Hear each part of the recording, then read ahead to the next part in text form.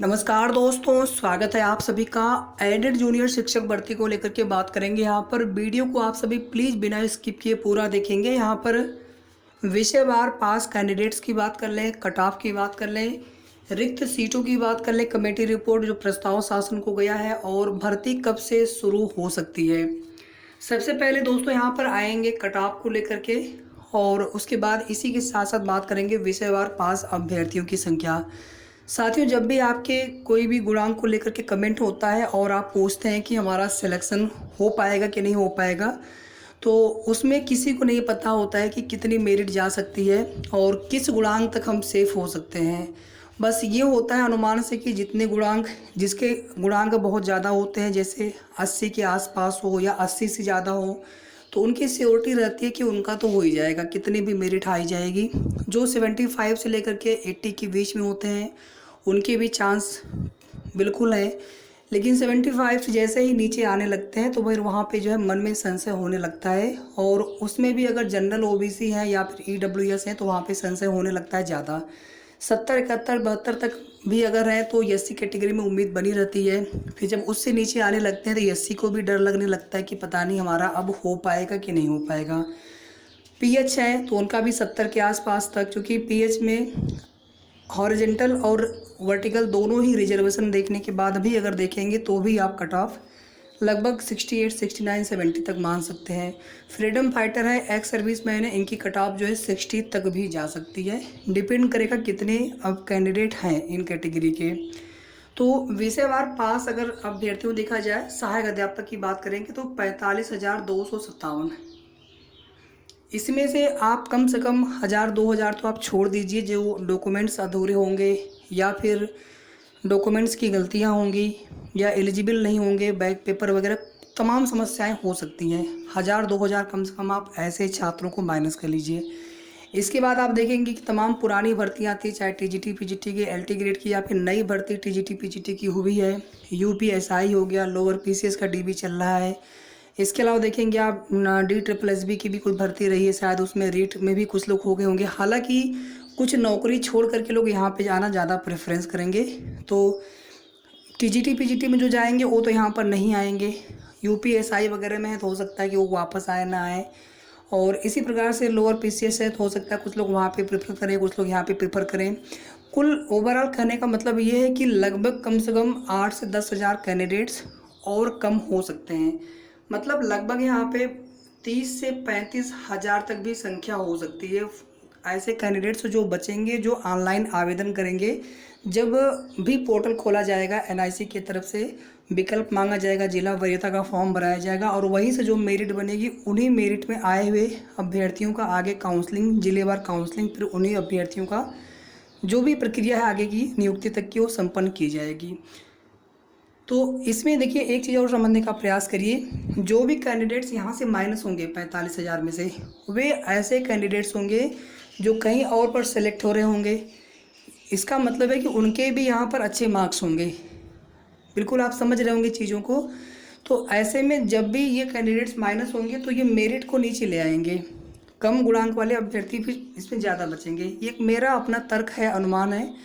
और अगर सीटों की संख्या 5,000 प्लस हो जाती है तो आप देखेंगे लगभग जो है पर सीट पर 6 अभ्यर्थी हो सकते हैं।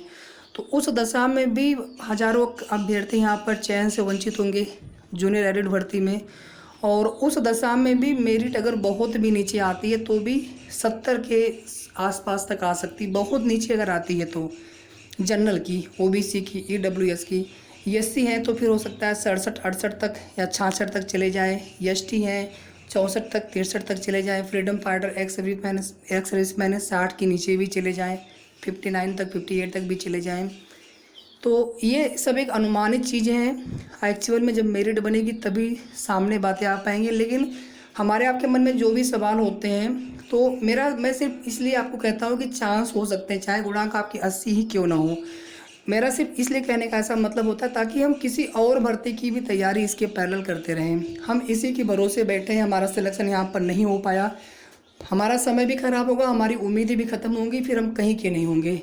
तो इसके साथ साथ हम बाकी भर्तियों की तैयारी करते रहें। आने वाले सुपर टेट आप देखेंगे, सुपर टेट को लेकर चर्चा है लेकिन गवर्नमेंट के ऊपर है तो कितना भी आप मुद्दा हाईलाइट कर लीजिए, इतना धरना प्रदर्शन हुआ, अभी ट्विटर कैंपेन हुआ था, 2 लाख तक ट्वीट्स हो गए थे। लेकिन गवर्नमेंट की मंशा होगी तो भर्ती दे देंगे, जुलाई अगस्त तक नहीं मंशा होगी तो फिर कुछ नहीं कह सकते हैं। उसकी हम तैयारी करते रहें, आने वाले टीजीटी पीजीटी एलटी ग्रेड शिक्षक भर्ती की तैयारी करते रहें, विज्ञापन आएगा ही। जिनका लेखपाल का मेंस एग्जाम हो आप उसकी तैयारी करते रहें।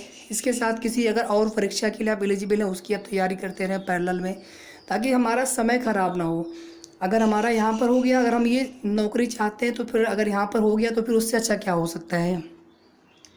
तो उम्मीद करता हूँ साथियों आप कट ऑफ को लेकर के आप सभी परेशान बिल्कुल नहीं होंगे। रिक्त सीटों की संख्या और जो कमेटी की रिपोर्ट है, ये दोनों ही चीज़ें, एक पीएनपी स्तर से भेजा गया है कमेटी की रिपोर्ट, और रिक्त सीटों का पूरा लगभग 10 पेजेस का पत्रांक सहित यानी पहले की जो चीज़ें हैं उनको इंक्लूड करते हुए, और अभी की जो एक प्रपोजल है, निवेदन है, निदेशालय ने भेज दिया है। सबसे पहले तो शिक्षा निदेशालय का बहुत बहुत आभार है, और हमारे उन भाइयों का भी बहनों का भी बहुत आभार है जो निरंतर हमारी भर्ती पूरी कराने के लिए मेहनत कर रहे हैं अपने स्तर से। महत्वपूर्ण सूचनाएं भी उनके द्वारा दी जाती है, तो कहीं ना कहीं उनका एक बहुत बड़ा योगदान होगा साथियों। अगर यहाँ पे सीटें बढ़ती हैं, आजीवन हम उनके आभारी रहेंगे। अगर सीट बढ़ने से किसी अभ्यर्थी का चयन हो जाता है, बहुत सारे कैंडिडेट्स यहाँ पर जैसे हमारी स्थिति है, तो इसी तरह बहुत सारे लोग हैं जो कहीं दूर नौकरी कर रहे हैं, किसी अदर स्टेट में हैं, नहीं आ पाते हैं, कहीं धरने वगैरह में प्रयास जो हो पाता है करते हैं, कुछ लोग बिल्कुल प्रयास नहीं कर पा रहे हैं। हम सोशल मीडिया पर एक्टिव हैं, लेकिन आप सभी जानते हैं ग्राउंड पर उतर के जो प्रयास होता है सोशल मीडिया पर, उतना ज़्यादा हम कुछ नहीं कर पाते। बस ये होता है कि कोशिश हो रही है, थोड़ा बहुत मन को तसल्ली भर हो जाती है। लेकिन हमारे कुछ साथी आप देखेंगे निरंतर निदेशालय, पीएनपी, SC-ERT जाते रहते हैं, जनता दरबार में भी जा रहे हैं। तो उन साथियों की मेहनत को हम कभी भुला नहीं सकते हैं, उनका हमेशा आभार रहेगा। तो साथियों रिक्त सीटों की संख्या, कमेटी रिपोर्ट, ये दोनों ही गोपनीय प्रस्ताव थे जो शासन को भेजे गए थे। कमेटी रिपोर्ट की जानकारी बिल्कुल भी पता नहीं चल सकी अधिकारियों के माध्यम से। आप जानते होंगे कि तुरंत जो है लोग ऑडियो वायरल कर देते हैं, तुरंत जो है लोग चीज़ें शेयर कर देते हैं सभी जगह, जबकि ये बातें हमें आप तक रहे ठीक है जो हम इस भर्ती से संबंधित हैं। तो कमेटी रिपोर्ट को लेकर के कुछ पता नहीं, लेकिन रिक्त सीटों में आप सभी ने देखा होगा कि 5000 प्लस पदों का प्रस्ताव शासन को भेजा गया है, और इसमें प्रधानाध्यापक की सीटें बहुत ज़्यादा बढ़ने की उम्मीद इसलिए नहीं रहेंगी क्योंकि प्रधानाध्यापक एक विद्यालय में एक ही, लेकिन छात्र संख्या के अनुपात, छात्र शिक्षक संख्या में 1:35 में अगर छात्र ज़्यादा है तो उस हिसाब से ही भेजे गए होंगे शिक्षकों के पद। तो यहाँ पर शासन फाइनली कितने पदों पर भर्ती करता है ये पूरी तरह से गवर्नमेंट के ऊपर डिपेंड करेगा। भर्ती कब से शुरू होगी, सरकार अभी कमेटी की रिपोर्ट पर कार्य करना शुरू कर दे। रिक्त सीटों की वजह से ही भर्ती हमारी ज़्यादातर रुकी हुई है, और साथ ही साथ कमेटी रिपोर्ट वाला चूँकि पता नहीं इसमें क्या है, इसलिए थोड़ा सा इस पर भी कि इसकी वजह से भी भर्ती हमारी रुकी पड़ी हो सकती है। तो शासन के ऊपर निर्भर है, ये दोनों ही मामले जल्द निस्तारित करके कोर्ट में जवाब भी लगा देंगे, उसकी रिपोर्ट भी सौंप देंगे, और भर्ती अपनी जो है स्टार्ट हो जाएगी जुलाई में 100%। जुलाई तक आप उम्मीद रखें। मई इस महीने की और अगले महीने की हम केवल उम्मीद कर सकते हैं कि सरकार की मंशा होगी तो भर्ती प्रक्रिया आगे बढ़ा सकते हैं। जो कुछ भी होगा इसी महीने में ही हम सभी को देखने को मिलने शुरू भी हो सकते हैं। तो ये कुल मिलाकर के बातें थी जूनियर एडल्ट शिक्षक भर्ती को लेकर के। वीडियो को पूरा सुना आपने, आप सभी का बहुत बहुत धन्यवाद। वीडियो को प्लीज़ लाइक शेयर कर दिया करें, लाइक ज़रूर आप सभी कर दिया करें। धन्यवाद।